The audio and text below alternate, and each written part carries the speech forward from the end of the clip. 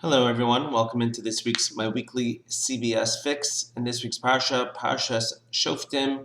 So the Torah teaches us some laws about judges, and the Torah says that when you are pursuing justice, so the verse says tzedek tzedek tirdof, you shall pursue justice, but it says it twice. It says justice, justice you shall pursue. So the question, if we want to understand, is why does the Torah say it two times?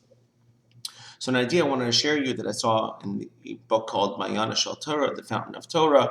It says over there that the Torah is telling us this double language of justice, justice you shall pursue, because the Torah is trying to dispel the notion that the ends justify the means, which means a lot of times we'll know that somebody is guilty and that person belongs behind bars. And so therefore, we're going to do whatever it takes to make sure that that person gets behind bars, even if we use usury or even if we plant evidence, whatever it is, because we thought that guy really belongs behind bars and he happened to have gotten a loophole through the system, so therefore let's do whatever we can. So the Torah says, no, you have to pursue justice with justice.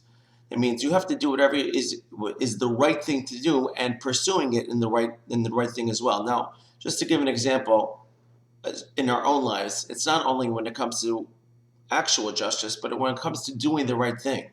For example, let's say you want to give charity. So what are you going to do? I know that person needs charity. So right now I'm going to steal some money from the pushka over here and give it to that person. That's incorrect. You can't say you're going to do that and because later you're going to add the money back. No, you're stealing. It's therefore the ends does not justify the means. Or let's say you're running to do a mitzvah. You're running to go give charity, and on your way you knock into a few people to go do it. So you're not allowed to do that either. You can't do something that is an ideal or a mitzvah to do while knocking people over. I just want to share one other idea. Do you mind if I share one? You don't? Great, thanks. So also, right after that, it says, the verse says, Lo sita lecha asherah, do not plant for yourself an asherah tree. An asherah tree was a type of tree that people used to serve for idol worship. And so the Torah says, Lo sita lecha asherah. And the Talmud makes a statement, Rish Lakish, Sanhedrin, page 7, he makes a statement that appointing an unworthy judge is akin to planting an asherah tree. So the question is, what is the connection between appointing this judge and a tree which is used for idol worship? So one of the answers that are given is that when a person notices idolatry, which they certainly shouldn't, but it's pretty obvious. Here's a guy bowing down to this big fat statue or to some totem pole, whatever it is, some weird looking thing, and people are bowing down to it. So it's obvious that it's idol worship. But the tree itself, if you just look at a tree, an asherah tree, you can't necessarily tell just by looking at the tree that it's actually a tree that is worshipped. It looks like a regular tree.